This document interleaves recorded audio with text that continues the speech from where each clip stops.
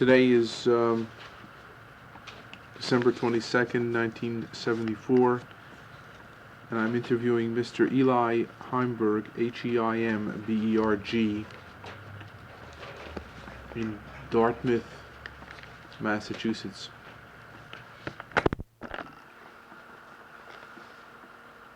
The first question that I wanted to ask you was, how and when did you first become a chaplain's assistant, and who were the chaplains or chaplain with whom you worked? I became a chaplain's assistant in 1943, in the fall of 1943. Originally I was attached to a mortar platoon in the infantry of the 42nd Division, and Rabbi Bonin, Chaplain Bonin, at that time was the chaplain for our battalion and regiment, and he had need of an assistant and asked me to become his assistant. Did you work with any other chaplains? He's the only chaplain I worked with. Fine. If you can, I would like you to describe your first encounter with the survivors of the Holocaust. Who were these people? Were they concentration camp victims or individuals who hid during the war?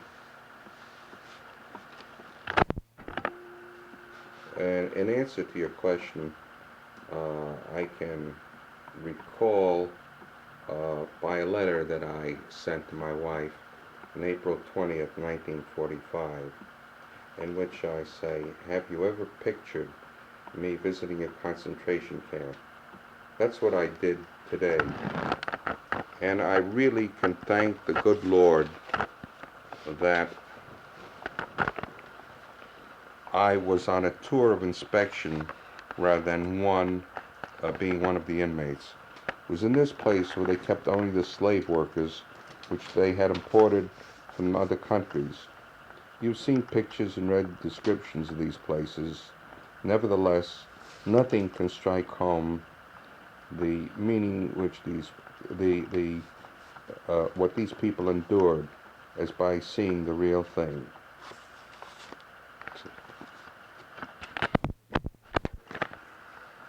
I don't recall exactly where this camp was. However, it was somewhere in Germany, probably around in Bavaria, in the state of Bavaria. Could it have been Dachau? No, Dachau we came to later, and I'll tell you more about it. Okay, so this was the first encounter you believe that you had with survivors of the Holocaust. Did you remember what they wanted from you? Did you help them in any way? At that time, we were just visiting there, if I recall, because other elements of the army had already been there. And these people that were there in this camp were people who were saved because of their skill. I think these people may have been the people who were employed by Germany to do the engraving for counterfeiting American dollar bills and American currency. And the reason why they were left to be alive was the fact that they were so expert that it was much better for Germany to keep them alive rather than do away with them. Fine. And with what army unit were you involved during the period in which you helped these survivors? I was involved through the whole war period with the 42nd Infantry Division. And, of course, I was attached to the headquarters of the division. That's known as the Rainbow Division? The Rainbow Division. Okay. If we want to be dramatic. Okay.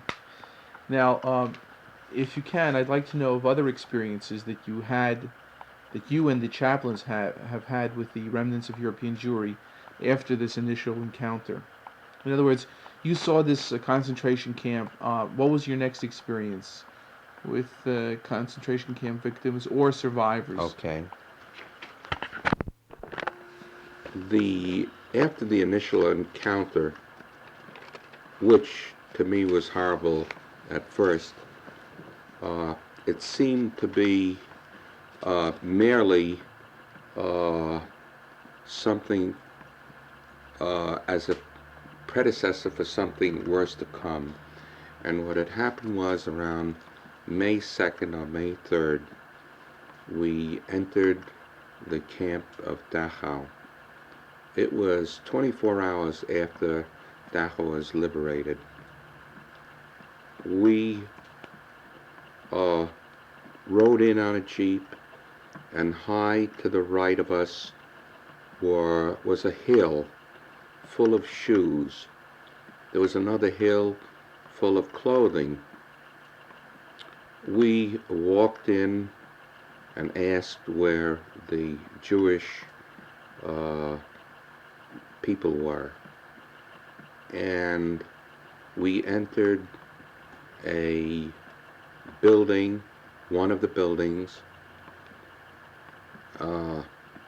sort of a barren building with people in there who were all skin and bones. They were in beds. The beds were stacked 3 high,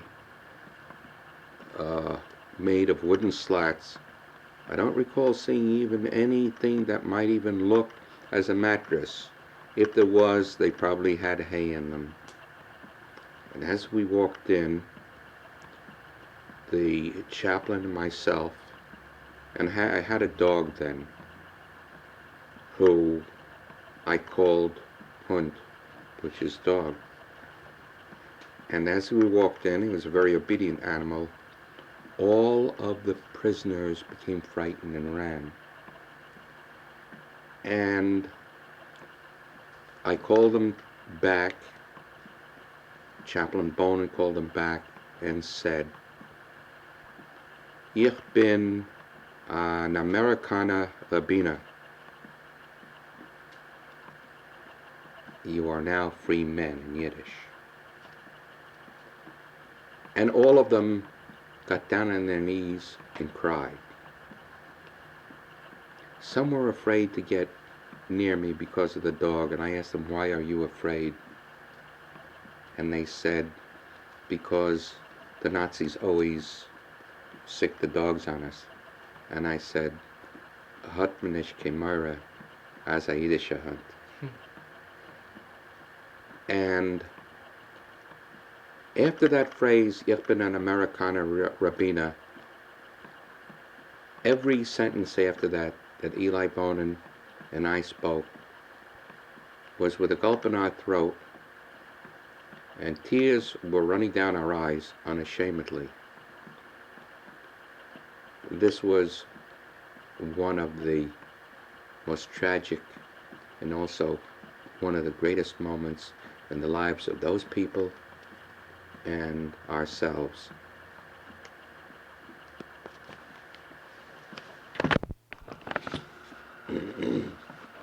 After an hour or so, people became a little bit more calm and collected.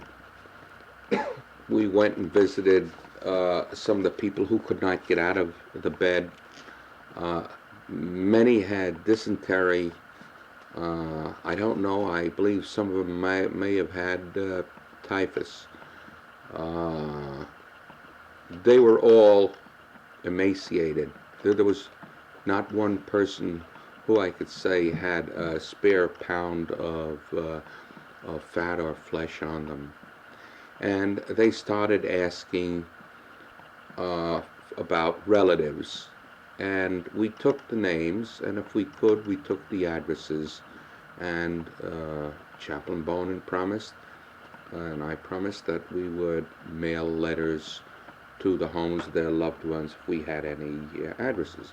Of course, many people asked us, "Do you know anybody in New York?" And if I said I come from New York, they said, "Oh, I have a relative in New York by the name of Cohn. Maybe you know him." Well, I don't have to tell you how many Cohns we had in New York. But, and it was difficult at that time, and you had to understand that you couldn't say, "Well, it doesn't do any." You had to leave some hope for somebody. So what we did was we took the names anyway, despite the fact. There was one, I guess the people got in touch with us afterwards, got in touch with my wife, and I have the V-mail letter. This was to Mr. Herbert Schwartz, 25 145th Street, New York City, written May 12th, 1945. Dear Mr. Schwartz, I'm writing this letter concerning your half-brother, Adolf Lustgarten. How do you spell it? Lostgarten. He is alive and well. I met him at the world-notorious Dachau concentration camp in the company of 50 other members of our Jewish faith. At that time, I should say, the liberation of that camp was about 24 hours, and many of the inmates, even then could not realize they were free men again. Chaplain Eli A. Bonin of the 42nd Rainbow Division spoke to your brother and the other people. I am very happy to bring the good tidings of your brother's safety. I'm looking forward to the day when I may call on you on the phone and describe the details. Sincerely, Eli Heimberg.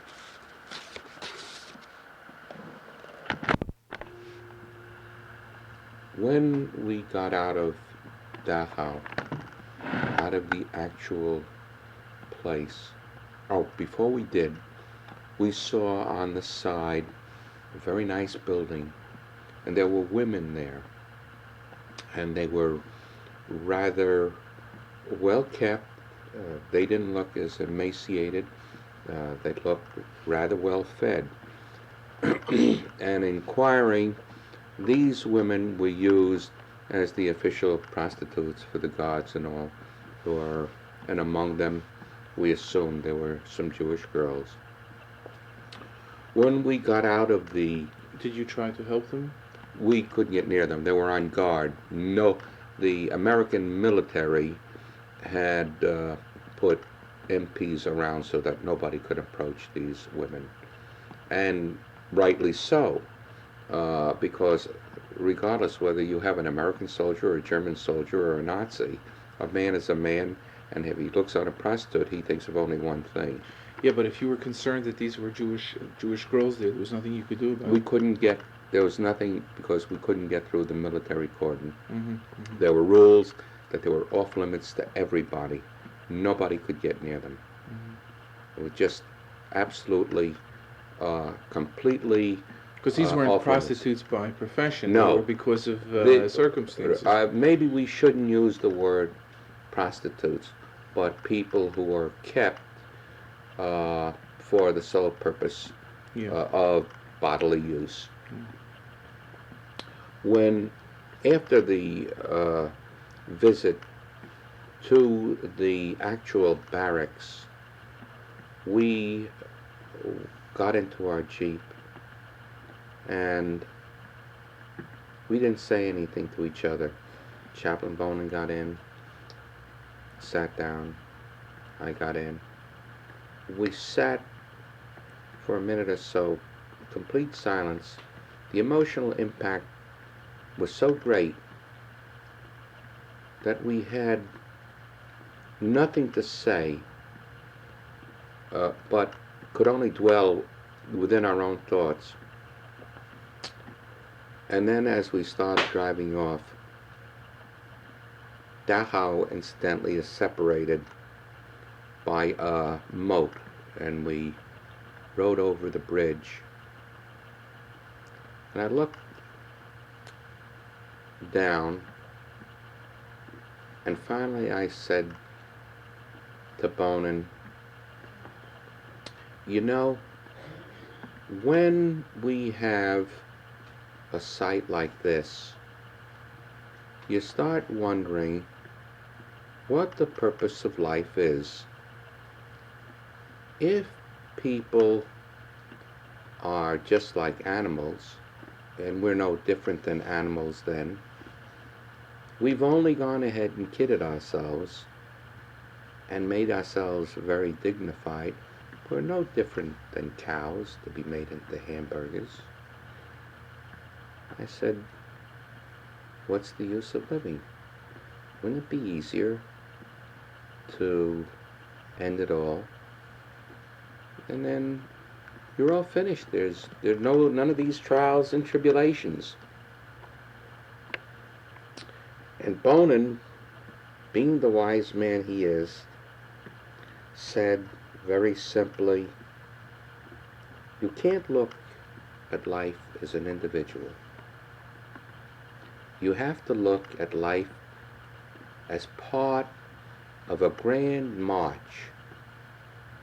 And in that grand march, people walking toward the horizon, some joining the march, and some going ahead and dropping out of the march.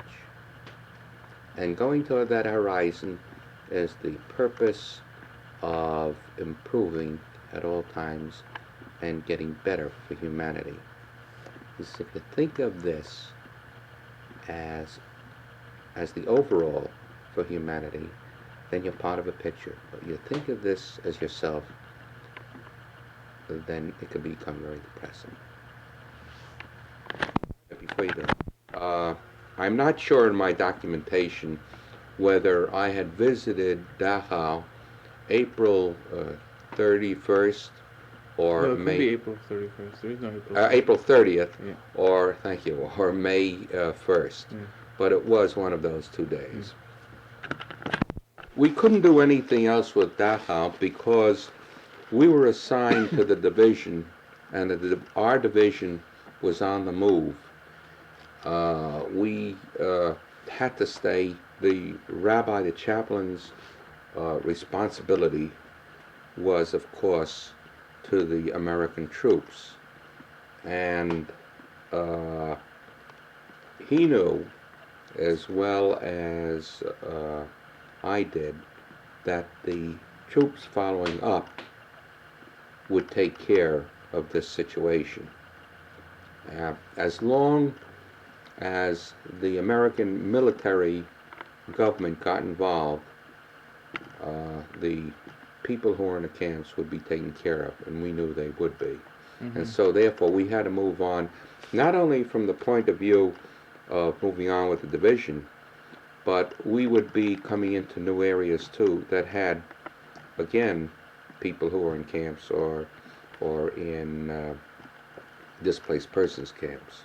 There was no way that you could contact some other Jewish chaplain or someone to kind of oversee what was happening. Rabbi Chaplain Bonin contacted other people to see. In other words, these people were not left in the hands of just. These people were not just arbitrarily left to fend for themselves. Yeah, well, that's Rabbi Bonin. Yeah. I didn't intend to get Rabbi Bonin sent on a report, so that there was a follow-up by somebody. Now, by whom I don't know, but he had handled that. So a report was sent to, whether it be to the Jewish Welfare Board or whether there was a report to the Jewish chaplain at the Supreme Headquarters, but there was a report made. Do you remember any other Jewish chaplains during that period of time? Well, there was not that initial period of time, No, but later on. Yeah, okay, we'll get to that later. Right. On. Okay, and now you can continue with your story. Okay. This was the 29th of July, 1945. When any of us have said or used Excuse me, quote. quote, a letter to my wife. Oh, okay. When any of us have said or used the phrase, the wandering Jew, we have more or less meant the people. We have lost sight, especially in America, that there are wandering Jews, individuals, brothers and sisters, and even a few families who have no place to turn, whose only fate while living on this earth is to be driven from place to place with no hope of ever bettering themselves. This week has been a most depressing one for me, and yet it has been, in a way, an enjoyable one. It all began when General Collins, who is the general of the 42nd Division, called in Chaplain Bonin, two other Jewish officers in the division, to rectify a condition in one of the displaced persons' camp. A displaced person, known for short as DP, is one who was brought involuntarily into Germany or Austria to work as forced labor by the Axis. We have several such camps in Salzburg, but one of them, this one in particular, has about 450 Jews. The general inspected the camp and found that not only were these people living below the level of human beings, but the sanitary conditions were unbearable.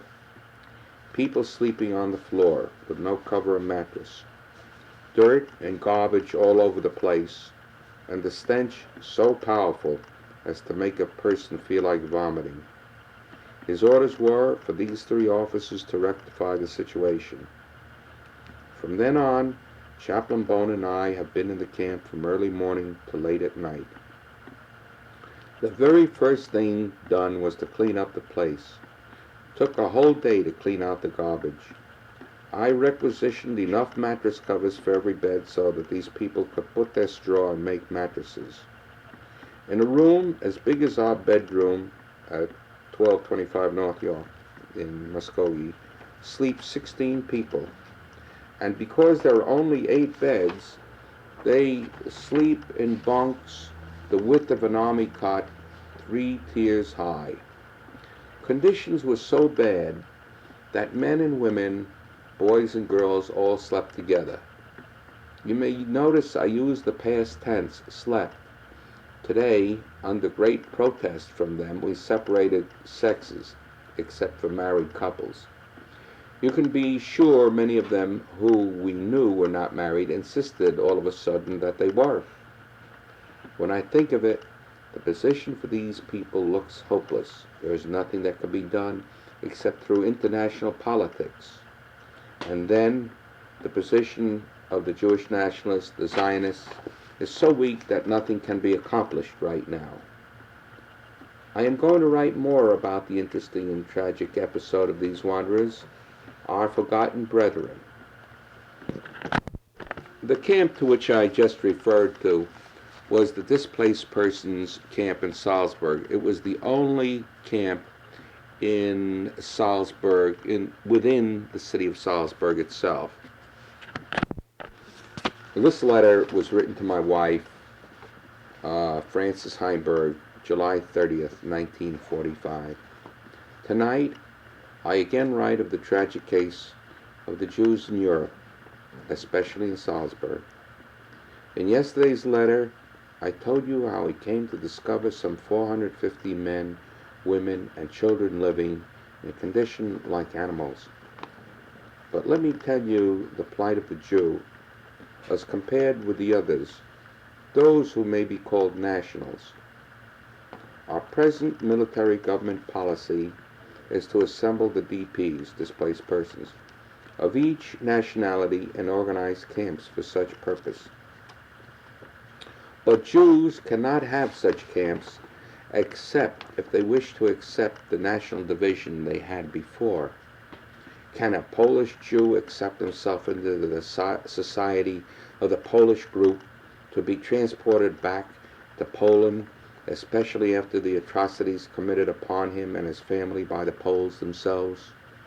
The stories of the pogroms in the early 1900s are mere preludes to the great tragedy that presented itself in the last decade. Let me continue with their present plight, however. Our military government was kind enough to make one provision. I guess this has been the only decent thing that has been done for the Jews indirectly. American military government policy states that people who do not choose to return to their country will be labeled as stateless persons, and that is what our Jews are. All of them want to go to Palestine to start life anew, not only in the physical aspects, but spiritually and morally also. When I say spiritually and morally, I call attention to the fact that many have forgotten how to live in an organized society. Theft from one another seems trite enough not to be looked down upon except by the individual whose belongings have been stolen. Sex has reached the animal stage, where male goes to bed with female, satisfies natural desires, also vice versa, and switches to another the next night, only for the satisfaction of the natural urge. It is with this aspect that an outsider can view this picture and learn the meaning of civilization through the lack of it. Nevertheless, all is not base. There remains fineness and godliness too. For here in the DP camp, I found one of the finest and staunchest characters I've ever seen in my life. A young rabbi, his family, father, brothers, and sisters. I can readily understand why some Catholic Poles took them under their wings. For 6 years these people lived in graves in the woods, and every night their benefactors brought them food. Think of it, lying stretched out flat during the day, and probably getting up at night only to eat and perform other essential functions to maintain life. And throughout all this suffering they have maintained a strictly kosher diet. It is difficult to understand the fanatic faith that these people have had, so fanatic and yet so kindly and sincere that he and his family have my utmost respect and admiration. Even now, when they get a quarter loaf of bread a day and a small pot full of soup, that's a whole day's ration allotted by American military government, they discard the soup because it's trait. And yet, while others have asked me for food, this rabbi and his family have never implied that they needed any until I investigated myself. I told my mom that I could not give away her brownie cookies. I like them too much myself. I take it back. Tell Mom that I brought it over to the rabbi, his family, to have a decent Sabbath meal. And you could tell her, too, that when the father of the rabbi, also a rabbi, asked, "Is this kosher?" I answered him, "Zeta, that was made by my mother, and is as kosher as you are, and as kosher as I would want to be." Fran, I have given people many things in my life, yet I had never received so much satisfaction. Not glory, but an inner feeling that also cried, still more can be done. You remember the vitamin pills you sent. I take them myself every once in a while, but today they performed a mitzvah. One of the men has had a fever for the last 8 days. The diagnosis by the army doctor I called on to attend the case was the grip, but the man has been losing weight rapidly and getting weaker. The reason for this is malnutrition and lack of vitamins, so I brought him over a can of grapefruit juice and your vitamins after I brought him to the camp hospital. Incidentally, the diet at the camp hospital consists of the exact crop served to the rest of the camp. Tomorrow I will tell you of a truth as strange than fiction, entailing an underground movement more intriguing than the Civil War days, and a modern-day sequel to the story of the Scarlet Pimpernel. I write the denouement to this letter with full realization that the vicissitudes of life can only be met and challenged by a family grouping.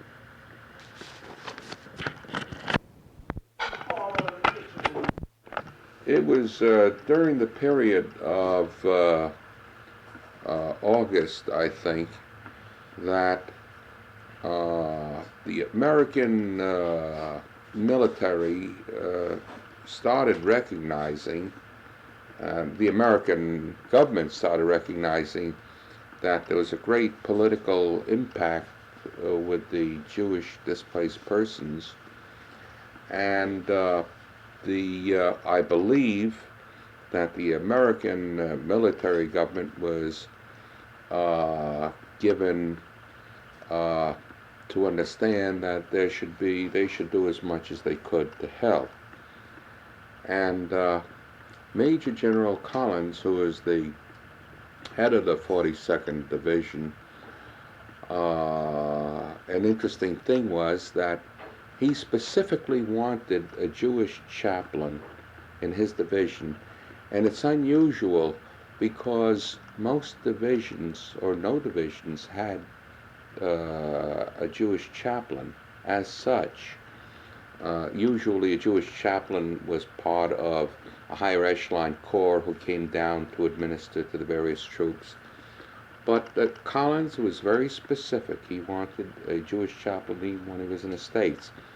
Whether he was a far-sighted man knowing what would happen or not, it was a very wise move on his part, because now that the situation had more or less crystallized insofar as slave labor and displaced persons, and I'm talking about this now not emotionally but objectively, as if I were sitting and not being involved with Jews.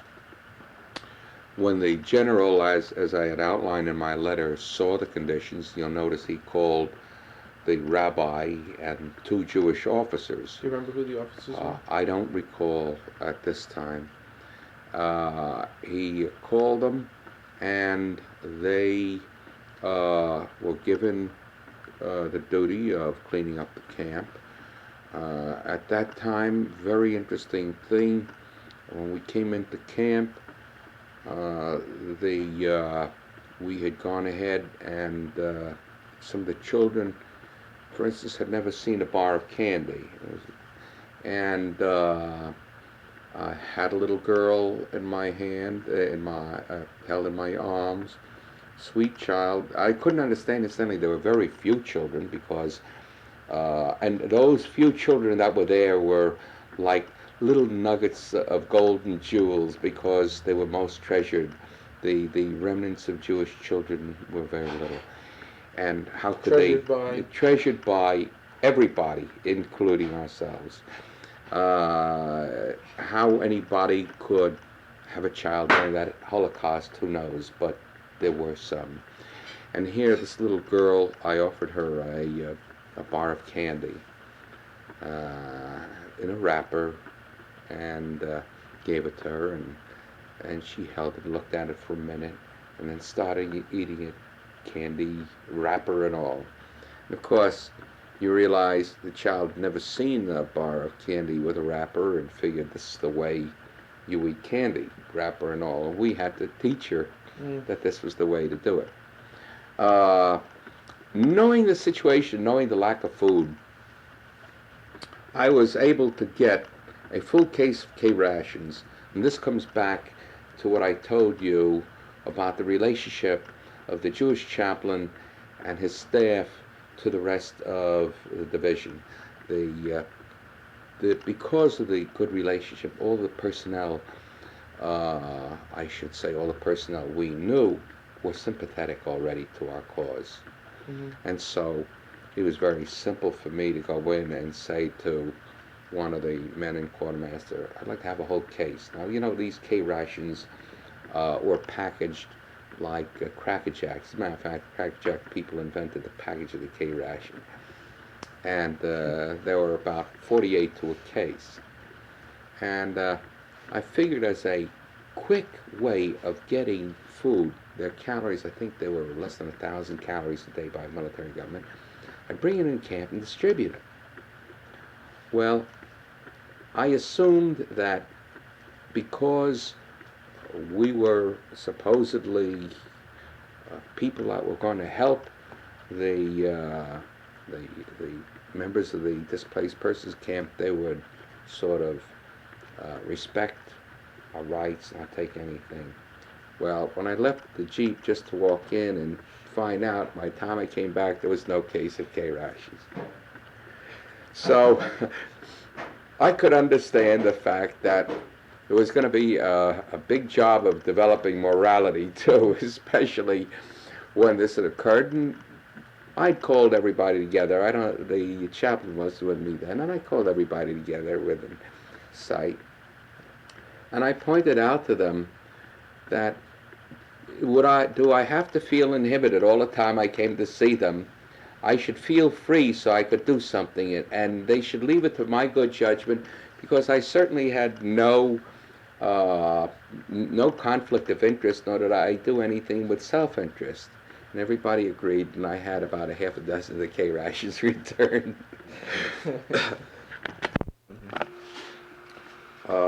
We're going to digress for a moment. We're going to digress for a moment. And the importance of this digression is to show the effect that the other activities of the Jewish chaplain had a great impact on what was to come. The activities of the Jewish chaplain in relationship to the non-Jewish troops. A good example was, despite the fact that in camp, the responsibility of the chaplain who is assigned to a regiment, generally a chaplain in division is assigned to a regiment, it's his responsibility to administer to the religious needs and also sometimes to the emotional needs of the troop under him. And that doesn't mean that the chaplain's job was to, if he was a Jewish chaplain, he would have confession for Catholic boys or vice versa. These are only shown in dramatic moving pictures. But it was the responsibility of the chaplain to see that the troops in his jurisdiction had services available to them. For instance, if the Jewish chaplain had people in his division, in his regiment who were Catholic, it was up to him to see that a Catholic chaplain came in and administered it. Now, one of the things that we did, we knew that we were going to be riding on a train on Christmas Eve as we were going to the port of embarkation 45? in 1944, December. Our division, part of our division, because of the terrible situation, the breakthrough in Bastogne, was sent overseas about 2 months ago. Now the headquarters and all the adjoining journey troops were coming along in this group of trains. We had made arrangements we bought little gifts while we were in Muskogee, Oklahoma, for the troops out of our Jewish welfare funds, and candy. And when Christmas Eve came, we had a tree set up in the train, and I was Santa Claus, all dressed up with a beard made of cotton and a regular setup of fatigues, all dyed red. It's interesting to realize that the same suit that Santa Claus normally wears was very apropos from the American Army fatigues, because they came out very nicely. Although I ended up being a redskin after I took them off, the dye didn't stay. Nevertheless, they sang Christmas carols throughout the train. We passed out every single troop, every member of the division, from the highest ranking officer down to the lowest private, got a gift of some kind. And also got a package of goodies, of some food. This was compliments of the JWB. Right. Well, we didn't. This was compliments of the JWB, and the next day, I went through all of the cars after the Christmas meal and distributed candy. And again, through the compliments of the JWB. Nevertheless, we're very pleased. We're very pleased with the reaction, because throughout the division, none of the other chaplains made such a fuss. And it had to be the Jewish chaplain who did that. And we heard remarks about that it was only the Jewish chaplain's feeling toward real brotherhood and consideration that this occurred. Nobody else thought about it. This goodwill lasted us for a long time. When we had a stayover for a while in the New Jersey area, and then we got on a troop ship. And while we were on the troop ship, the chaplain and I used to get addresses from the various people in our group, and we sent letters home to the homes, to the parents and the brothers, wives, sisters of the members of the troops, telling them that we're on board ship and so-and-so, Private so-and-so, was enjoying a beautiful tour, and we're keeping our eye on him to see that he's good and all that stuff. But just a letter home, whoever wanted it, so that they would feel better. The people at home felt better. When we finally arrived at Marseille, we had gone ahead and set ourselves up in a camping area, and the whole area on a plateau overlooking Marseille was completely devoid of vegetation or anything. It was just a plain. They had bulldozed it. There wasn't a leaf, there wasn't a scrap of paper, except one or two burnt down shacks. One of the burnt down shacks they had set up to go ahead. You know, a soldier's life is in the raw, and some of the necessities of life are done in the raw. But one of the little comforts is they took one of the shacks and made a nice latrine so the wind wouldn't blow on you.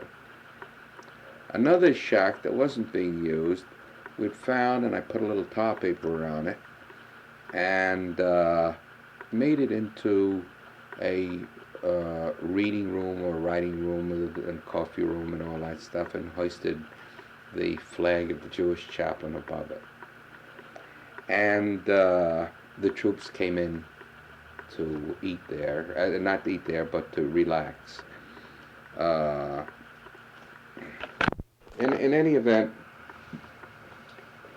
it was a needy thing to be able to get out of the January and February raw cold, get into a place, even though it was barren and had a table and wooden benches, to be able to get in where there was a little fire, and to be able to write a letter home and find stationery, and just relax a minute. And eventually, again, this was done with some of the funds from the Jewish Welfare Board. This was done with a little initiative, and hopefully we didn't plan it that way, but the goodwill that this generated came to roost at a later date, something that we had never expected. Fine.